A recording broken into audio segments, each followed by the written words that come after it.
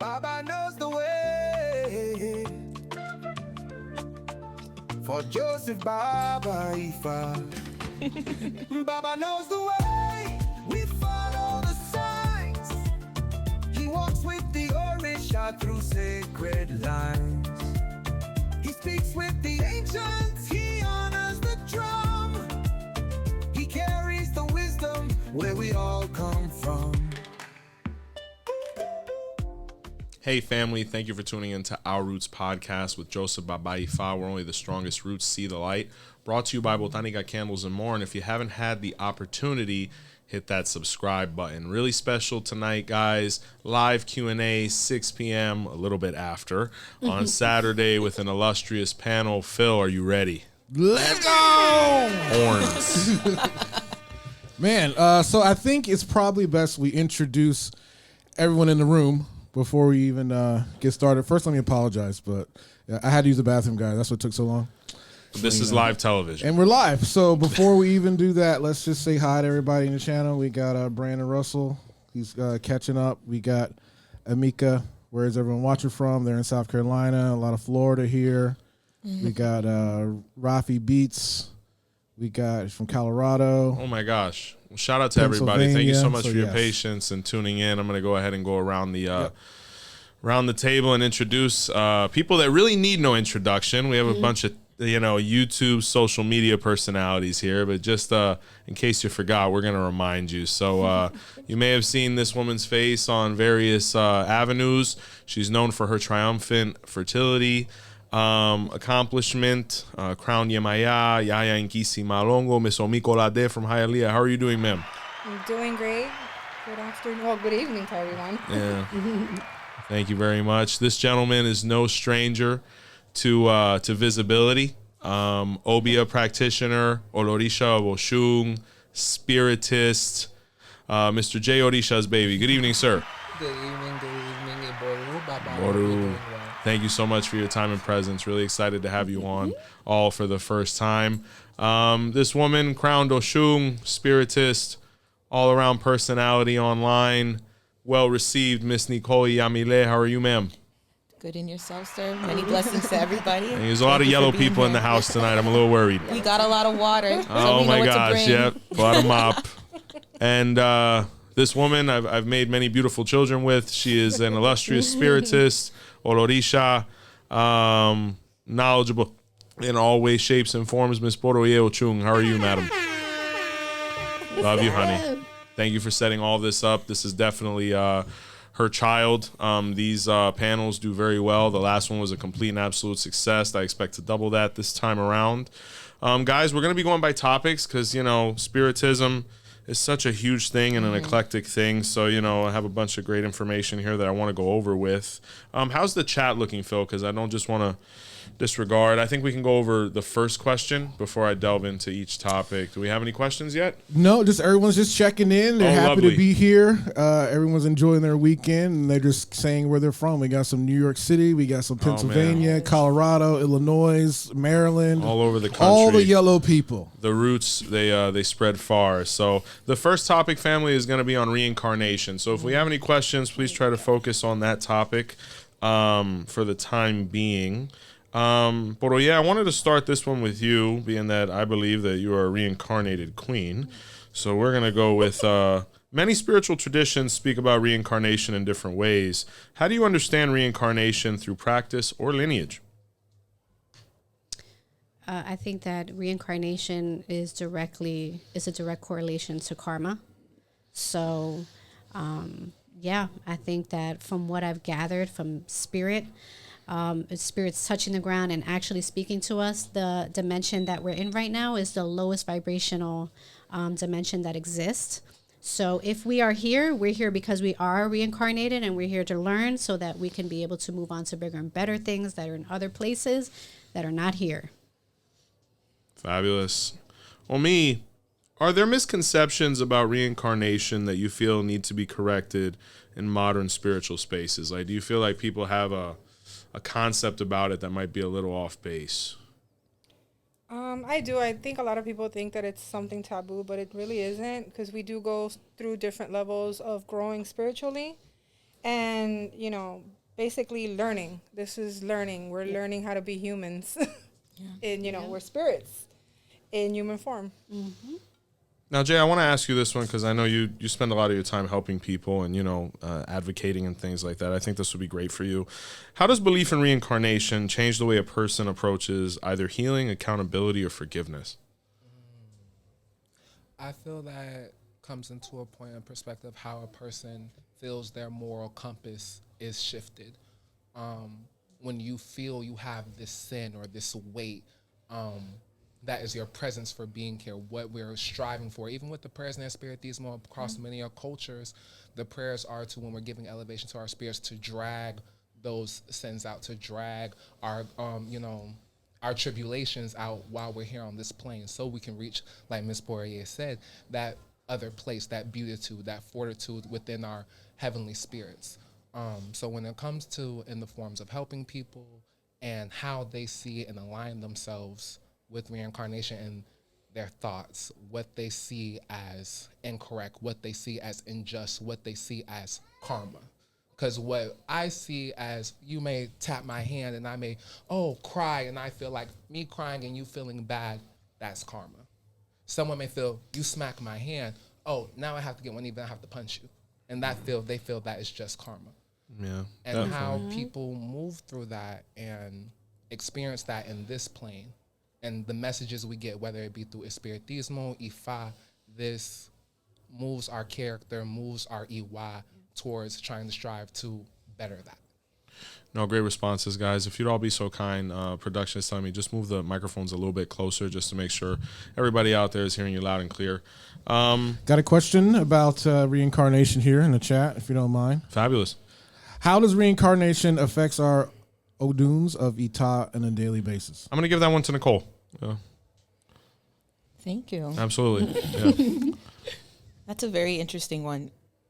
So the question is, how does reincarnation influence our Odus and our Ita? Well, I think we could always kick it back to like what Poreye said, and Jay followed up with that. Reincarnation has a lot to do with karma. And this is where for this question, I'm gonna tap outside of what our tradition says and look into more about from experience and then what other traditions say. If we're reincarnating, of course, from a spiritist perspective, it's because we are meant to come here. Ifa also says that we all have a destiny, we all have a purpose, we all have something to achieve. We have chosen to come down. That's a fact. And so that is also within Ifa. And then with that, in choosing to come down, we also are assigned an Odu with that. But with this being a panel about spiritism, though, and I want to kind of keep it spiritist as focus, we reincarnate again to achieve some sort of evolution spiritually. But also, I want to open people up to the idea about reincarnation is not only just about achieving evolution, it also could be just trying to achieve whatever your soul needs in order to move on and continue. Yes. That was also like, and I've learned that from a personal story in my family. I asked my dad one day, Bobby, do you believe, I've been having dreams, like I think I had past lives. Do you believe in reincarnation? He said, well, I asked that question to my great-grandmother, and she said yes. And she experienced reincarnation in the form of seeing her husband that has passed in the form of the baby. Wow. So he passed away defending the family. My great-great-grandmother in Oriente, she was the milk lady of Cuba, and her husband was a loan shark in the neighborhood. He fought off people that came in to rob, had an infarto, and passed away. Her muertos told her sometime later, hey, he's come back. You're going to go to this house in this town, and you're going to see a family that has an infant that's sick and they cannot figure out why. That is your husband there. So she went to that town. She knocked on that door, and she introduced herself, explained who she was, that she was a espiritista, and that she told the family, you can't understand why your baby is ill. And they're like, we can't understand it. And they said, well, it's because the soul within that baby is my husband that passed recently, and he needs to see me. And she went and saw that baby, and she instantly saw the connection. And that baby was able to pass peacefully because it was what my great-great-grandfather's soul needed. So sometimes reincarnation could be from this perspective, we're here to fulfill something, whether it's a full life or it's to fulfill, at the end of the day, what that soul needs in order to move on. So it's not something, sometimes it's not as simple. Yeah, I know, you feel it. Sorry about that. You feel it. Because it just shows like the magnitude of how reincarnation is, how that's what that soul needed and it had to do and it had to complete in order to keep going. And I feel like all of us here are for that. We're here to perform a mission and keep going. Yeah, definitely. Great response. Wild story. You know, there's only things you hear from the islands, right? 'Cause, you know, here you come and knock up on somebody's door, like, let me see the baby. They're going to call the cops. But, you know, back when, you know, the world was sound and whole and, you know, healthy, you know, you could accomplish things like that. You know, shout out to the woman who had the courage to fulfill what the spirit wanted. From an Odu standpoint as well, I'll add, it's not a perfect science. Like, some people have the theory that we are reincarnations of people that had our Odu in the past life, or that we're just a reincarnation and redistributed, you know, chemical material of our Odu in general. Then you could be somebody else in the past life that is reincarnated now and have a completely different Odu. It's things that we can surmise or we can suspect, but ultimately until we get back home, we don't fully know. But all of them are legitimate responses, you know, whether it's Ifa-centric or spiritist centric, you know, themes. Any other questions before we move on to the next theme, Phil? Yeah, we got one from Brandon Russell. He says, Fabulous. Is there a method in Ifa to remember a past life? We'll receive the hand of Ifa. Well, that's the first one. I'll go ahead and throw that out there. To find out what it was that our past life felt was pertinent to be applied in this life, they wrote it down in the form of an Odu and associated it with that sign. So when that sign was revealed in this life, we would have that guide map / cheat code to be able to make the right decisions and avoid repeating the wrong ones. So how about you guys from a spiritual standpoint? You know, how do you guys feel is the best way to come back in contact with that information and apply it productively? Is it through misas? Is it, you know, mentorship? Is it all of the above? Roye? I think that if it's if we're asking the question related to Ifa, it's the patakis. Yes. It's reading the patakis in your sign, and ultimately those are people that lived, and that is their stories that were written. And that directly correlates possibly with your past lives as well. Yeah. The Orishas are really amazing people. They told us all their mistakes, you know, and to be so elevated to the point where they were willing to put all their tribulations on paper for us to do better from, you know, you could think of no better form of parenthood, you know. So next topic, family, trance and spiritual possession. Oh, man, this is where it gets good, okay? All right. So this one's for you, Poroye. Trance and possession are often misunderstood or sensationalized. How would you define them from a spiritual, not Hollywood perspective? Before you respond, honey, it makes me think of your godmother when she was like, "Wait, that one's watching too many movies." She would be in the misas? Yeah, we would have, you know, cases where you can tell people were maybe watching horror movies before they got to the misa, and it might have influenced their processes. But I don't know. I think the biggest misconception about like possession and trance is that it looks the same for everybody, and not only that, that it looks different based on the spirituality and the energies that are manifesting. It also looks different based on the caballo, the person who is going to facilitate the spirituality that's coming in, and how they process the spirit and how they receive the spirituality. I think a lot of people are afraid to come into trance because they think something bad is going to happen, and they are addressing that from a state of fear, which is actually going to block your ability to be able to receive the spirituality that.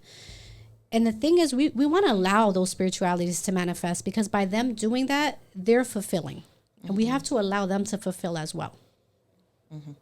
Nicole, in your opinion, when is trance appropriate and when is it not appropriate? I feel that definitely the setting and the environment has to be appropriate, because when you are falling into trance, you're literally in a symbiotic relationship with an energy that doesn't have a physical body. And I feel that there are appropriate times, such as, for example, in our traditions as spiritualists, we have the misa setting. And that's a cultivated space that is to be a space of safety and a space where there are people that could help a person through that process.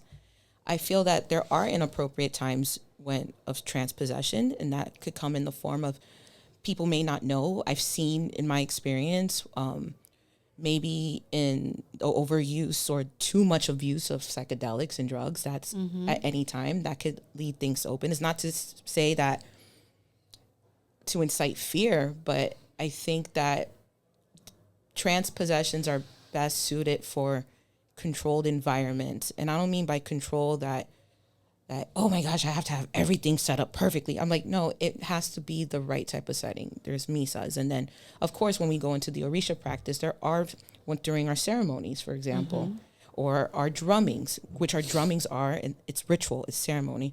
So I feel like a person, as they evolve spiritually and they educate with their spirits and they align with their spirits are also going to learn when it is going to be appropriate. And and at least for me, ideally, it's in a controlled environment that's safe and where there are also people that a person can trust that will take care of them and will take care of the spirit. I was just looking at the baby. Forgive me. God bless her. I tell you, there's nothing more uncomfortable than being at your neighborhood Sedanos and somebody's coming down with Tahoe. You know what I'm saying? And I know I've been there multiple times, and you kind of just leave them in the produce section doing their thing. Hopefully somebody, assists that brother or sister, but it does happen. You definitely don't want to be driving. You definitely don't want to be at church. It's definitely all about time and space. Now, Omi, you're somebody that, fourth generation practitioner, grandma, mom, family. I think this would be great for you. What cultural or ancestral frameworks help us understand trance as sacred rather than something to fear?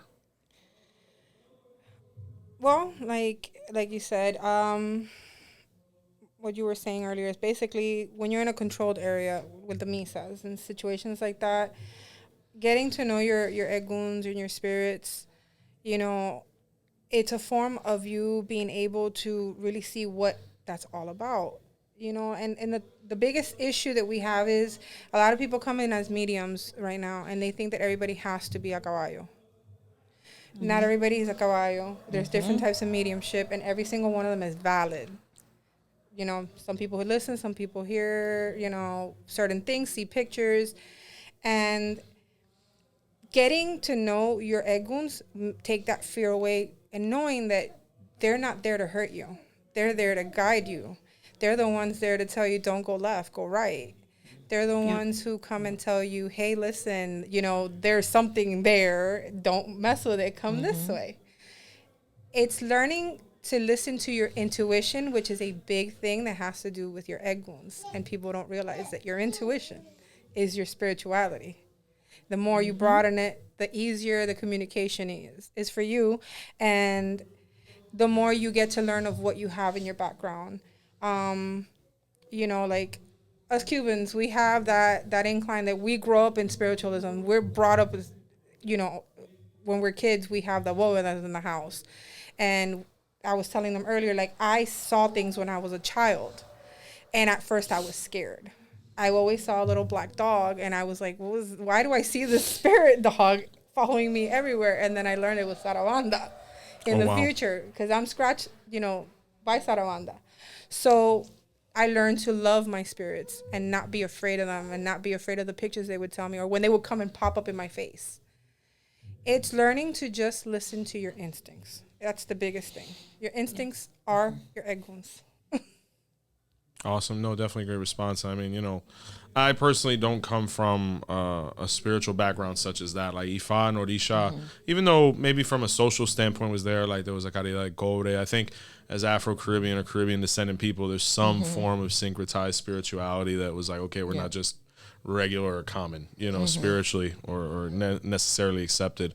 But it definitely opens your eyes to it. And, I could only imagine what it would be like being that age and seeing your grandmother come down with a muerto or, your aunt or something like that. And that being like, okay, that's just tia, we kind of just keep it moving, But Jay, how do trained practitioners protect themselves before entering trance or allowing spirit to move through them. And I'm sure people would love to know whatever or some of your routines before getting ready for a misa or whatnot that you'd be willing to share.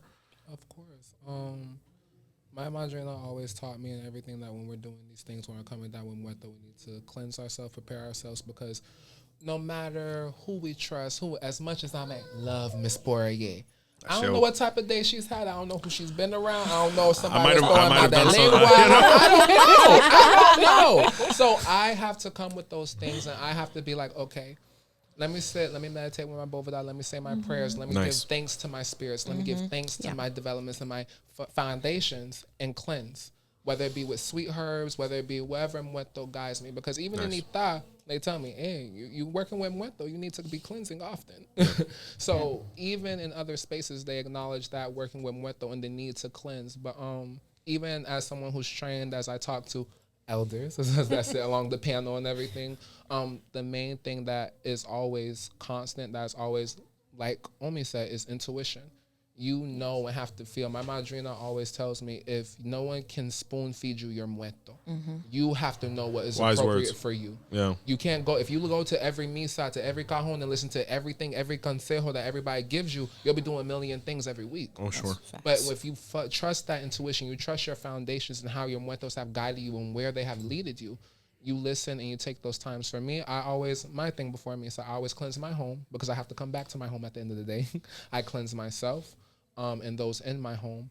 And I say a prayer. I say a prayer and say a servicio to my muertos, and let them know that we're going to work. We're going to, work with spirit. We're going to do those things, and I need their assistance.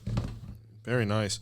No, definitely. I mean, somebody that is, if you hug too much, you'll grasp little, so definitely you want to always guide yourself in the beginning by your house. And then as you develop your own intuitions, really knowing how to recognize what they're telling you. And it's all about protecting yourself. It's like a doctor. Before you go into surgery, you wash your hands, So with you guys, especially it being such a interpersonal, I mean, you're literally in a circle. There's a cord connecting you guys. Definitely everybody has to do their due diligence and come in the right conditions and leave with them as well. Any questions on that one, Phil, before we continue? Yep, got a ton of them. Oh, gosh. All right, where to start here? First one is from Amika. It says, it feels like trance or channeling can sometimes be as subtle as a tone shift in your voice or as intense as a physical manifestation. Any thoughts on this? Boroye, to kick off? I think that is exactly how it is. I think that from what I have found, the espirititas that have had, let's just say, the most experience as far as being elders, right? I think that what I have seen is literally they come through it's like such a flow, and they can speak to you in their own tone. They don't have to transform into this this extra whole show. But I feel like the espirititas that are older, that have been passing muerto for a long time, it's almost like it's them speaking, and it's just spirit speaking through them. I don't know how to explain it, but it's so fluid that it's not like you have to receive the spirit and the manifestation and the mannerisms of the spirit. I feel like the older we get and the more trained we are, the more that we align, that connection is like instantaneous. Like we can just channel and just speak a message so fluidly that there's no pushback. So yeah, that's what I would say about that. Anything to add, family, before we move on? I would love to continue that hilo. And I agree with you, because it's like, I've always heard it like the spirit's on top of you, but it's just showcasing a way or like a form of that symbiotic union. Because again, when we look at symbiosis, two separate entities, things cohabitating and thriving in the same environment. And I feel like that is what, as espiritistas, we learn to do. And not everyone may go down into a full transpossession in order to showcase that symbiosis with the spirit. Yes. So yeah, channeling could look different. And it's that union that we start having with our guides and our ancestors. And it just becomes this oneness. So yes, it's still us there, but it's very much them, and we're all working together. Fabulous responses, guys, all the way around. Next topic, spiritual elements and tools. I'm going to give this one right back to you, Miss Nicole. When you look at a bóveda, right, speaking that, it's about spiritism, the panel, you have your glasses of water, you have your book, you have your candle, your flowers, all these different things, and you have whatever else is added based on each individual, each individuality spiritually based on the person who has it. How do you spiritually prepare or activate your tools before using them? I mean, you specifically, is there crystal work involved? Like, do you have a special way that you mount the bóveda per se, or anything that you'd like to share? Sure. I think everyone is going to prepare their spiritual tools as according to their spirituality and their spirits that walk with them. When we look at espiritismo, there's many ways that, bringing it back to the bóveda, that the bóveda is going to be constructed. And it's also going to be influenced by the very tradition we're speaking of in espiritismo. Like how things are done in Puerto Rico or in Mesa Blanca may be slightly different than, for example, in espiritismo cruzado. In Puerto Rico, it's very common to have the fuente, the one glass. For those of us that practice espiritismo cruzado, we can have 3, 5, 7, up to 9 glasses. And at the end of the day, the bóveda that we all remember, it is a portal.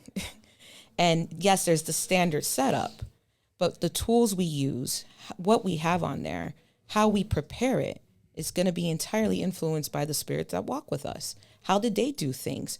And again, back to the symbiotic relationship, when we're in alignment with them, they're passing on that knowledge because they said, this is what's going to work for you because we're with you and it's going to work. Back when it comes to me and preparing for my tools, personally, sharing it, a lot of my tools are just, what works for me is just simple perfume and holy water, agua bendita from the church.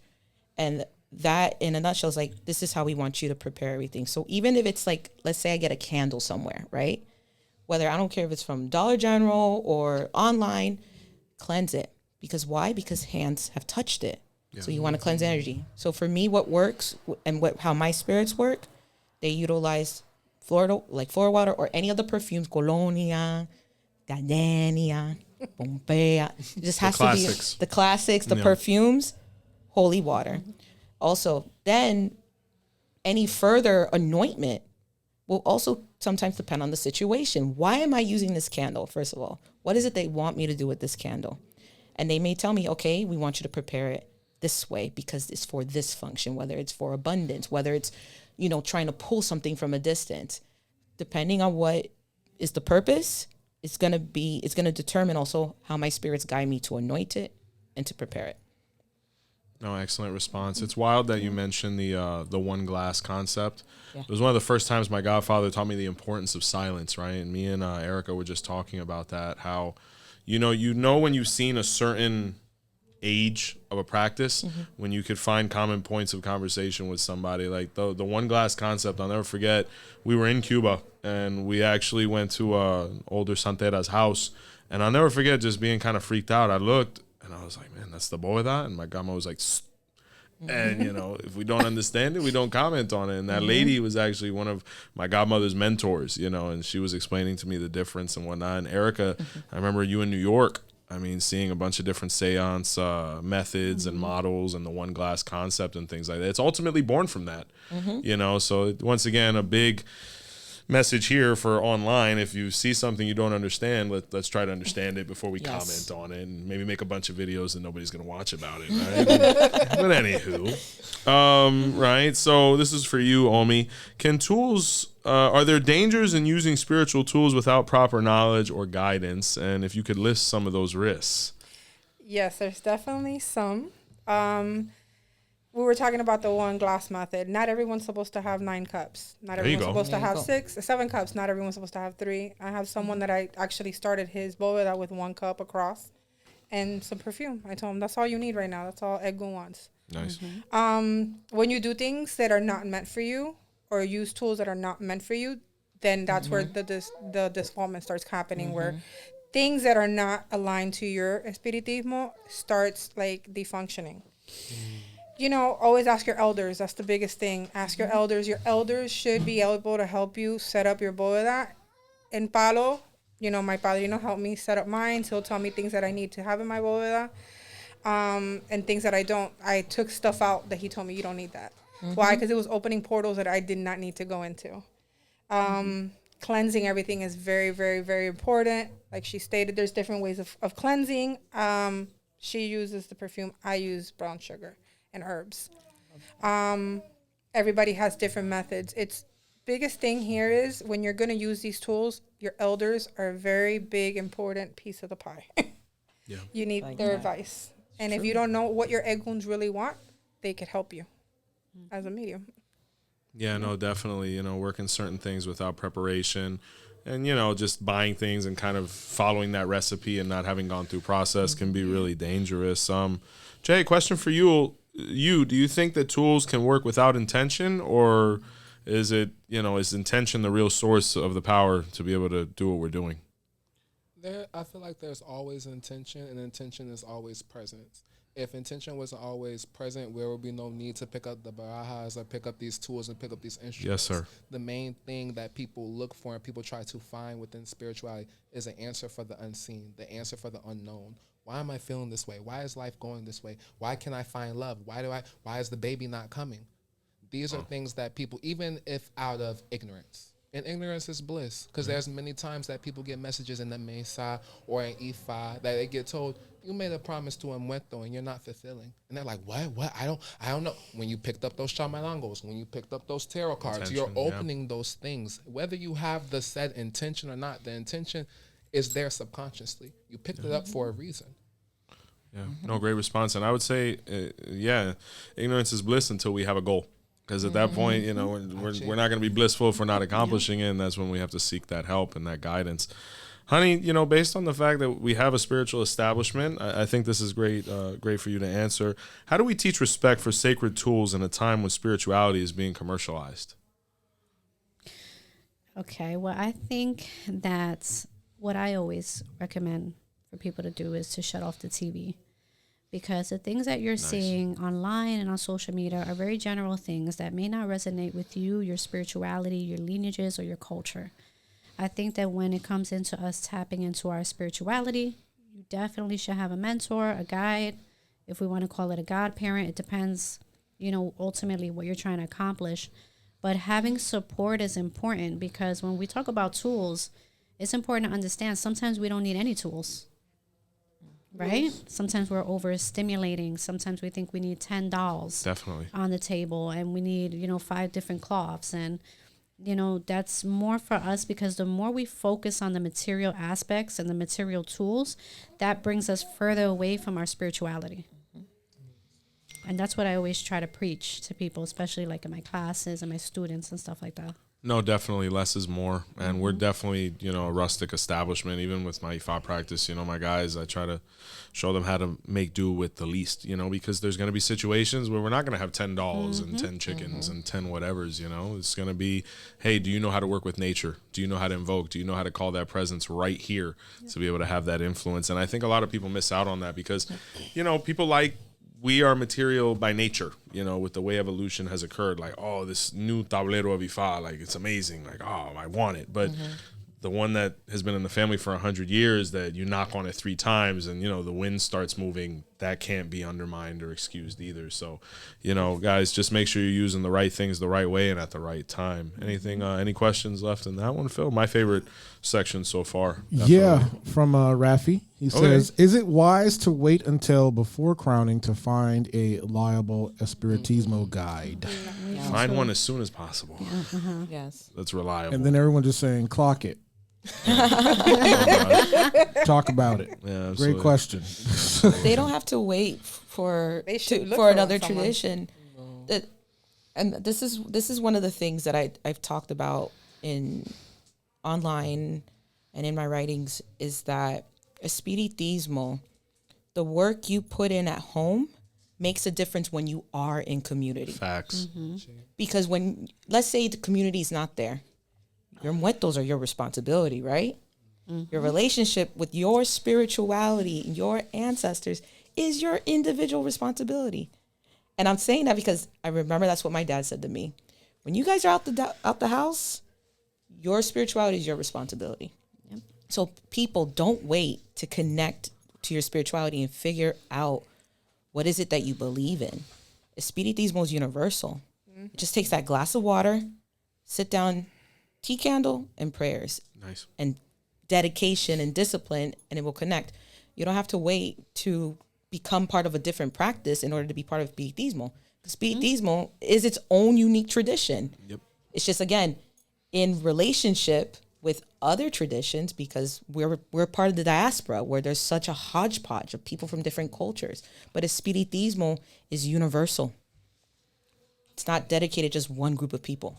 But it's so universal. It's so crazy because a lot of our own guides and spirit guides are not just Congos. Right. We have such a diverse, eclectic. It's crazy because we have Chinos, we have Indians, we have the Congo, we have nuns and priests, and it's so out there. Like, we are a melting pot. And our eguns are a melting pot within us. It's an amazing segue for this next topic, and this question's coming for you next. Connecting with spirit guides. Ooh. This one's going to be great.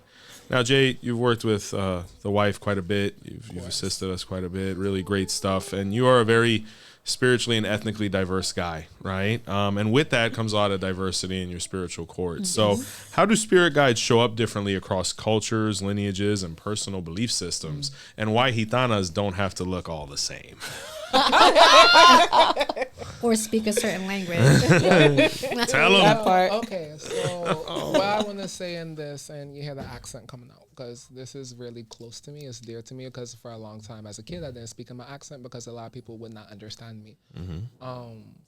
But when it comes to those things and learning a spiritism, there's a lot of things like Nicole and to Omi's point, it's not just for one specific group of people. There's a lot of things that you guys would say, like the Anil, the Blue. In Suriname and Guyana, we call it Blasu. And as a kid, I can remember up to me being 5 years of age, my nana sitting me down in the wash pan like a little duck and washing me with that soap, like scrubbing me like she was trying to get impurities out. And I never understood those things. My grandfather would take a stick from outside and sit in a cup of water, like a little solo cup, and let it sit for hours. And then at the end of the night, he'll tell me, come drink this before you go to sleep. Wow. What? Come drink this before you go to sleep. Yeah. And it was those little things that as I started getting the Misa, even with your wife and everything, that she said, there's a spirit from your homeland. She does this, she does this, she does this. On point. And when she gave me that message, I hesitate with things because there is a lot of criticism. But it just showed me that it doesn't matter. And to Nicole's point again, your muertos are your responsibility. There were things that I did that I held myself back from doing because I was like, it doesn't fit into the espiritismo image. Yeah. But then Erica called it out. I go to another cajon and a muerto comes up to me and there's like, you have a mujer that trabajando de piedra. What does she do? And I'm like, there's only one muerta that I work with rocks with, and it's not a palo spirit. Wow. And people would judge and criticize and those things, but it's when 1, 2, 3, 4 that are not connected to my home, not connected to me, not connected to are seeing this spirit and seeing this, and to a point that even comes up in my crowning, I have to give light to those spirits. I have to give light to that way. Sure. And talking to I struggled with it because I didn't want to mix, I didn't want to do those things, but when I talk to some of my elders, even back in Africa and Ghana, talk to my nanas and everything, they're like, do you not remember? One who ignores their kra, ignores their susun. Our kra, how you guys see, is our ache, the part of our soul that travels, that animates, that gives that message to the bosom, to our higher energies. But our sunsun is the energy that animates our bodies, that feels the pain, that feels the energy and everything. So if you're ignoring your intuition, your kra, you're only hurting your body, your Ella in this plane. So when it came to identifying and doing things with my spirit guides and everything, you have to trust yourself. You have to do those resources. And when those messages hit time after time after time, to Nicole's point, that's your responsibility. Are you going to wait for somebody else to give you that validity to stand up in your faith with your spirits to do what you have to do to reach your elevation? The most courageous thing we'll ever be is ourselves. That's it. So my regards to you. Honey, you being somebody that's helped so many people develop and get to that point of whether it's mediumship, mounting, trance, how can someone safely begin connecting with their guides without opening themselves to confusion or fear? I think by taking a step back and simplifying the process. I always tell people we need to understand that what we're really doing is just simply working with elements. And so as long as you have respect for those elements, and you have some kind of guidance in what you're doing, we're not approaching it with fear, right? That it's really just about understanding. It's as simple as having your elements. your herbs, right? Your extension of earth, your light, right? Your fire, your water, your wind, right? Which is why we utilize incense and different forms of smoking out. So I always tell people, just understand that you're working with the elements, and, and prayer. The tones of our voices, sounds and tones are super important when it comes to tapping into our spirituality. So keep it simple. That's the biggest advice that I can give people. Keep it simple, and find somebody that resonates with your beliefs, and that will keep it simple for you, that can guide you as well. Fabulous. Nicole, why do you think spirits communicate through symbols, dreams, and signs rather than speaking to us directly sometimes? I think spirits will communicate in the way that they know that who they're trying to communicate with will capture the message and receive the message. Nice. I've seen this time and time again on my journey, that some people will only hear it from their dreams, because that's what they're willing to receive. Others, they could just throw a card and then they got it. Because when we break it down, all of us have different communication styles, don't we? Mm-hmm. And we learn differently. Yeah, we learned it. Communication 101. And I taught communications for many years. And I taught communication principles, the building blocks of communication. And one of the things I would teach my students is that you have to figure out how people best receive communication. And that comes through listening. Our spirits are they've listened to us. They've gotten to know us. They know us. So they're just trying to be good communicators. So they're going to communicate to us in a way that we are going to be able to receive it. Absolutely. No, and it's like the Odu Babawe Kumeji says. It says that the energy speaks through the heart. It doesn't necessarily have time for a voice or anything like that. So you look at some of the things you mentioned, whether it's a dream, a symbol, a vision, it's far greater than anything a word can encompass. So definitely. Omi, and this could tap into also a lot of the Palo aspect of your spirituality. In your opinion and in your experience, how do representations like statues and images help the human mind connect with the unseen, whether it's a muerto, an inkisi, orisha, etc.? Some people need objects to be seen in front of them to be able to, just latch on to that. For instance, myself, I throw cards. I don't necessarily need them to give you, something or say something to you. The cards are just my final boom of, this is exactly what I just told you, and this is what this card's representing. Some people need visuals, and not only that, some of the dolls that we have, they are manifestations of our, spirit guides that want to be represented on this earth, some way, shape, or form that's not just you. So mainly it's that, it's just every single egun has their own way, or espirito has their own way of wanting certain things. Dolls, tarot cards, and palo, chamalongos. That's the way that they communicate with us. And it's funny because I barely use my chamalongos. My muerto's just like tuk, tuk, tuk, tuk, tuk, tuk, right in my ear, or she'll put a picture right in my face. Like, this is what's going on. But it's just that a lot of people do need some kind of representation. And I think it just makes it a little bit easier to analyze, okay, the doll's talking to me, and in reality, it's the egun, talking through us still.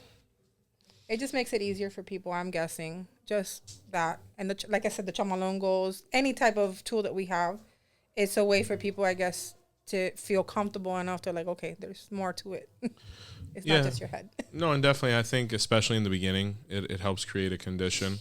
From what I've seen, I noticed that as mediums go on, like you guys who have reached a real level of competency and proficiency, you need less. It's like you said, I throw the cards. I don't necessarily need the cards, but it kind of gets the engine running, or it could be a cigar, a glass of water, whatever. But you notice as you kind of get older, it can just, how to turn it on. It's kind of like a basketball player, Do you need that much of a warm up, or can we just, hit the court? So any questions on that one, Phil, before we move on to the next one?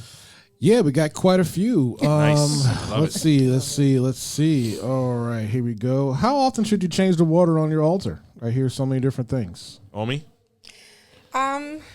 Different houses do it differently. In my household, the way we do it is every 7 days. It could go up to 14, but I don't recommend it because you want clarity in this water.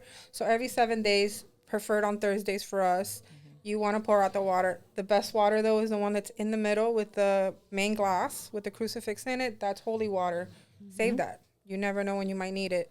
But yeah, clean it every 7 days. Clean your boba every 7 days. Do your routine where you're making sure that that space is clean and sacred, because the cleaner it is and the more the water's fresh, the more it aligns and lights up everything for you and makes clarity just easier.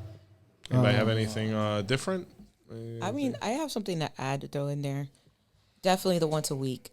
And I think I want people to also know that when you're starting out, you might have to clean it a lot sooner than also the 7 days. And I think we've all seen that with people that we kick off this whole journey with. Sorry about that. I get a little Excited.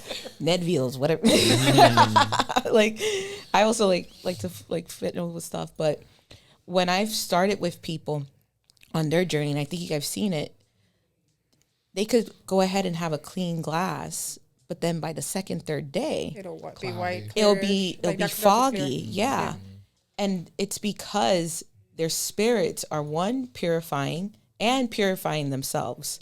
So I want to invite people to be open to the idea that when you're starting off, you might be having to change your glasses more often. Yes. Also, for those of us that are experienced, I think when we're in times of perturbation, when we're going through things, or even when we are experiencing the need to have to defend ourselves, sometimes that bovada, how sooner it's getting foggy, is an indicator like, okay, Something's wrong. something's off. Yeah. They're needing that water a lot more. So that's when we would have to just go and we can investigate, of course, with our own spirits. But that's when we're going through that stuff. It's like, hey, we got to clean these water faster. So that way the spirits are working with that water, just like they're working us with that water. And that's a great point. And I feel like that adds on to the point where you were talking about, like, our spirits hear us all the time. They hear us all the time. They're with us all the time. And I tell people that, especially with the Bovada, like, you're setting up this space so your spirits have a place to rest, so that energy isn't so on your back always. And like you said, when new people are saying it up, they're saying, well, it's cloudy, it's cloudy, it's cloudy. And just the little gem you sprinkled in there of communication, the biggest form is listening. They listen to us all the time. And I've seen so many times when they'll tell people, I learned how to live with you. You still haven't learned how to work with me. They're giving you those signs, just how they say those dreams, those things. Yeah. I'm showing you the water is dirty. Would you drink dirty water? No, clean it. Oh, There you go. Absolutely. No. I love No, it. it gets spicy like that. I tell you, there's a bunch of moments in the misa where everybody's just like this. Yeah. It's like, all right, yeah. You put the glass in the chair. I gotta go to the bathroom. Yeah. You know what I'm saying? So it gets heated real quick. I think this is going to be the most important section, because I think whenever anyone takes on a position of servitude, which any of these things are, espiritista, olorisha, babalao, mayombe, whatever it is, we're here to help and serve, right? So this one is called Helping Others Through Spirituality. Jay, you're in the social field. What how do you differentiate, or how do we recognize when someone needs spiritual support versus emotional or professional help? Clinically. Typing into the psychosis. No, when I want to keep circling back to this because Nicole made a great point. When the communication and building blocks and the foundations, the listening, the message, the tone, all those things play a point, because I tell people all the time, get to know people as people before you're looking and seeking spiritual services, because you're coming to me telling to me all your problems and everything. I'll do anything for this and that. That's a one-way door to get robbed. Scary. And it's like, not all the people are, we want to have the best intentions for you, but not everybody has the best intentions for you. And it's us as spiritualists, as leaders, as elders, that we have to take the time and say, okay, baby, you're asking me about this and that. You don't have income to make sure that you have food in your stomach. The Muertos and the Risha don't want you going on the street starving. So before we do all of this, I need you to get stable. Okay, you're worrying about all of this and everything and the cheese man, this and that, but is your mental health okay? When's the last time you took a rest? Like Erica said, when's the last time you turned off the TV and just said, what is it that Jay needs? What does Jay want to do? Do I want to sleep in today? Do I want to do a misa? Do I want to do, what is it that's going to feed me, and take that time? And as people that are, yes, we are spirits going through a human experience, but you have to take time to feed and recharge yourself. And that's not always going to be spiritually. And I think that's the main thing people have that misconception about with nowadays in spirituality, that everything I could throw a candle at, I could throw a banyo, I could throw an obra at. It's not that simple. It's the things aren't working in the relationship, baby, you don't need to admire it. You need to sit down and have a conversation, do a candlelight dinner, have some champagne, talk and get to the root of those issues. But in that matter too, there is a thin line between fanatismo, you know, the fanatics, Yes. and people that are seeking help legitimately that need it. You know, there's a very thin line, and people need to realize they need to take a step back, because not everything is brujeria, not everything is un muerto oscuro, not everything is, you know, the bad stuff. Sometimes things in life have to happen because one door closes, the next one's going to open up for you. You know, so if you don't listen to that part of your intuition, like I stated earlier, which is your egg wounds talking to you, then you're going to continue having that door closed. And this is when everything just starts piling up on you. So you need to learn to take a step back and not be a fanatic. Yes, this is a religion of faith. This is something that has to be done by heart. But you also need to take a step back and love yourself a little bit too, so that you are in tune with your egg wounds. They want that. That's what they want. They want you to live the best life that you have, because by doing that, that gives them loose to continue their path. Exactly. I Sometimes think that's it takes I think that's a great. self-reflection. Self-reflection also. Self-reflection takes a lot. Because oftentimes maybe the issue isn't that it's always something external. It could be like, how are my thoughts invading? You know, I'm part of a book club right now, and we're reading Iyanla Van Sant's Spiritual Hygiene. Nice. One of the most important things that she said right in the beginning is the throne of your thoughts. What's inhabiting your thoughts? And can you self-reflect and have a level of self-awareness? Because in what I've seen oftentimes when people have come to me for help, it's so external, and it's like, hey, have you just taken a moment of silence and observed your thoughts? And if you did, what are you realizing? That you're going way too far in thousands of light years fear. And maybe the issue isn't that. Maybe it's that there's an invasion there. And then from there, okay, if there is, what can you do to stop it? Or now we have to determine, okay, if it's really, you're really trying, then let's go ahead and look at if it's something spiritual. So taking the time to dissect, listening to the person, having them self-reflect, self-awareness, and then we could determine, okay, is this something with you? If it's not, okay, is it something spiritual? Okay, it's not something spiritual. All right, then maybe you need to go talk to someone. Yep. Maybe it can be One mental. of the things I tell my god kid, my house, listen, before we start this spiritual journey, because this spiritual journey is going to break a lot of blocks. Believe it or not, you're going to lose a lot of things that just no longer serve you. Yep. Why don't we work on some of your self-love? Let's work on your self-healing, because once you start healing, then you start opening up that portal where everyone's going to be able to talk to you more freely. You're not going to think, oh, well, you know, you're going to listen. And like you said, the biggest issue is listening. Some people don't even listen to their eggoons. And they're practically like smacking them in the face, like, hey, no. And it has to do a lot with that. It's just that not like really projecting themselves the right way. So when they do that, then everything, like I said, gets to a standstill and it blocks off. So being in the spiritual world, you have to also work on yourself. It's a lot of self-healing, healing your inner child, you know, being that free spirit so that your spirits could come through. What do we believe in? Love, charity, and faith. Charity, and faith. And then as you were speaking, Omi, I was like, you know, a lot of people look to us spiritualists to provide that. But really, when we think about how our spirituality grows, we have to provide that also to ourselves. Yeah. Sometimes we need a break. Sometimes we need that self-love. Like he stated, I don't feel like going to a misa today. I'm going to stay home, because we do get spiritually drained. We do go through that. We're human beings. We have our own personal lives. We have our families to attend.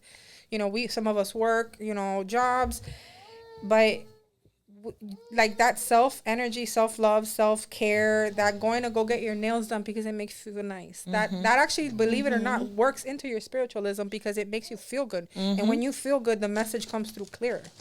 So Spa day is a very spiritual thing. yes, it is. You know, anxiety lives in the future and depression lives in the past. You know, we have to always be in the present to really find that happiness. I think that's a great segue to a question for you, Omi, being that you, in our interview, you explained how your spiritual journey took, you know, turns and twists all the way right back to where you started. What is one way spirituality can be practiced daily to uplift not just ourselves, but those around us in your experience? Honestly, take 10, 15 minutes to yourself. I suggest, and I tell this to my God kids, get a mirror and look at yourself in the mirror and tell yourself 10 things that you love about yourself. And the more you add of the love, less it's of not liking yourself. Take 10 minutes and meditate. Close yourself off to the world, because sometimes we're so overstimulated that we can't figure things out. When I went through my journey of coming back into the spiritualism, you know, like, I lost myself. I was to the verge of, I literally sat down in the ocean and told my mother, hey, what's the purpose? What's the point of me here? Just take me. I closed my eyes, and this was one of the coldest nights in December in 2019. And all of a sudden, 2 little birds in the middle of the night showed up in front of me. And I said, you know what? You've spoken to me, because birds are spiritual, believe it or not. They came and told me, you have a purpose. There's a reason. I found my partner, literally right down after that. And now I have my family built. You know, I have my kids. I have my baby. And I'm back to where I was supposed to be, spiritually helping others. So take time for yourself. When you feel drained, you cannot give more from a cup that's empty. You got to refill your cup. And then your spiritualism will be super, like, joyous and out there for everyone. Give and overflow. Yes. The overflow is what you give. Yes. And I feel like that's a great segue, because, like I said, you can't give from an empty cup. And people, the best way I feel to show and help the community around us is these moments. Espiritismo is still relatively very new. People try and make up and make these general blanket statements every day that some stick, some don't. But when it comes to those things, I feel like the most important thing is showing the people, like, we are all still human at the end of the day. Like she just said, like, getting her nails done, doing those things to make me happy. What makes me happy? Dancing in my home. Going by my animals, going messing to see what my goats are doing and everything, going bothering them, feeding them bread and being like, oh, man, arguing with them. That's what makes me happy, you know? And Love it's it. those things that, like she said, you can't help others if you're in this space. And yes, our goal is to make people independent in their spirituality to a point. We always have to have community. We always have to help and lift Yes. each other up, and also about checking in one another. There's times where I see that one of my godchildren, you ain't been by the Abuelita house in a couple days. You good? You still breathing? You said, no, but Padrino, that. I don't care. I'm cooking. Come over. I don't care. I don't care whatever mood you're in. Come over. I have my days. You have your days. I know I can be in the house and do my little dances and get back to it. But I see you're at a point where you're low. So come, let's get this level of tune, get this energy, get this music, get this good food in you, and let's bring it up together. No, that's really what it is. I mean, Aperitivo was always community. I mean, when you see whether it was Yeah. codified in France or when it came over to the Caribbean, it was another reason to get together and grow and lift each other up. And in your opinion, Nicole, how can spirituality be used as a tool for community healing rather than ego or power? You know, you have some people that they I've always said that the closer we get to God doesn't take us any further away from man or our brothers and sisters. And some people don't know how to handle influence, whether it's merited or not. You know, how do you feel that we could sway away from possibly the current vibe of self, vindication, and take it more towards, influencing a community on a whole to help that community? Baba, the topic that you just brought up, it's something that's a universal topic. I mean, Kardec was addressing that in his Medium's book. Yeah. And I think it all starts with remembering humility and being humble. Yeah. And that's the thing, is that when a person starts veering off and doing things for that sort of, like, what was the word you used for that? Like, it's very low vibrational. like being low to vibrational, vindicate but in oneself. order to just like feed Yeah, and the be arrogance, vampiric and off that energy of attention, that means they're steering away from humility. They're steering away from a principle that across all different traditions is asked of a spiritual person, It's the foundation. which is to be humble. Because then when you're humble, you don't think only of yourself, you think of others. It's empathy. Exactly. Empathy, the ability to envision and feel and be in someone else's shoes. And I think is also remembering that not everything could be done alone. There's sometimes you're just going to have to lean on someone and say, yeah, I need help. And I even the most advanced spiritualists You guys have all said it. We're still living this human experience, and sometimes we just need to remember to stay humble, and that means even to ask for help. And I think when you have people that are humble, it makes it easier to be in community, because then we naturally just watch out for one another. And then also, but that has to be a core value too. So that's another thing, is when you see people that want the attention, that want the power, they want the control, you got to evaluate their core values, because they could be saying their core values is one thing, but their actions are exhibiting in a different way. Another thing I think we should always keep in mind is that when we see that, there's also something deeper going on, that the person has some sort of inner child wound that has not healed. So it makes me think, okay, did you not get enough love? Do you not have enough self-love?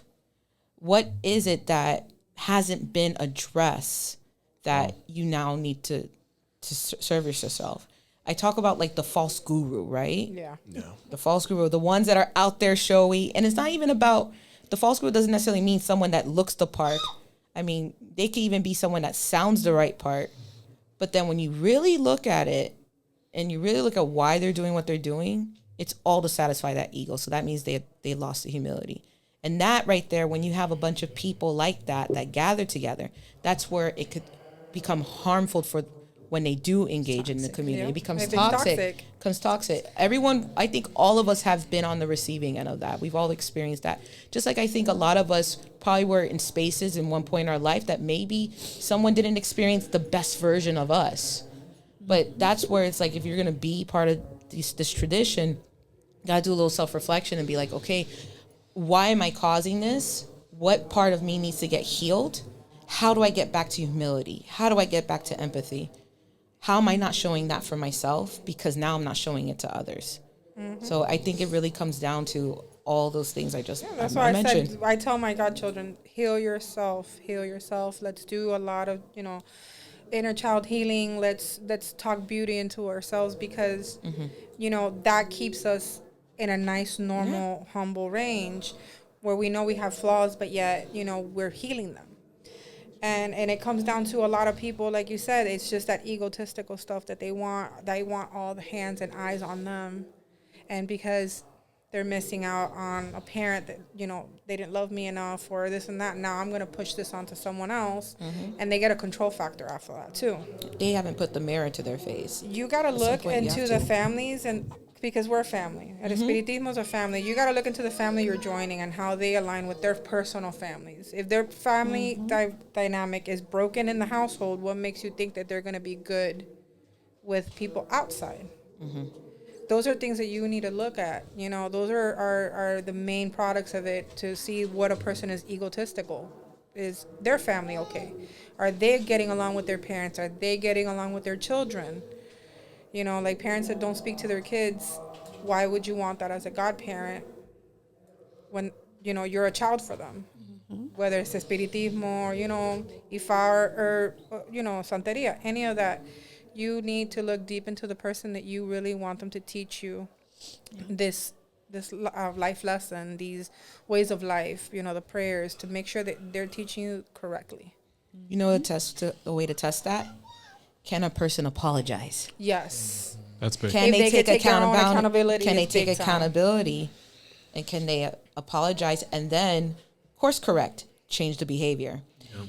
Just letting everyone know out there, if you notice and recognize that a person can't apologize, but let's say they do apologize, but they are not willing to change the behavior. They're still doing the same thing. And they keep doing it over and over again. You got to start developing red flags. Yep. And eventually what happens is that over time, people don't get the best reputation. So they end up ostracizing themselves from the community. And then even take it a step further, if they're supposed to be a spiritual worker, if they're supposed to be a spiritist, don't think that their own spirits won't eventually start distancing themselves from them. I feel like I have to say that. And they work a big thing with this. Their egoons will push you away, which happened to me. Like in my personal experience, my egoons would tell me, that's it, you're done in this. You need to get away from this person. And that's me trusting, my conga. I was like, okay, let's go let me find the actual people that I need to do this with. And luckily for me, I listened to all the red flags. I paid attention to the people that were around me. I look, because one of the biggest thing is staying quiet, like Baba said, and listening. We have to listen more and speak less. And by you doing that, you observe things, and then you'll know what you're dealing with. People will give themselves up easily when you're quiet. I tell you, we pray that their guardian angels, don't abandon them, because it comes from humility. Everything is, Orumila was humble. Spirit is humble. And, you cannot have spirituality flow through a body or a medium that is impure.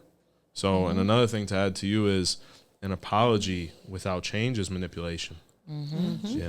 So careful with the manipulators, guys. Honey, to bring it full circle, what responsibilities do spiritual leaders and practitioners carry when guiding others?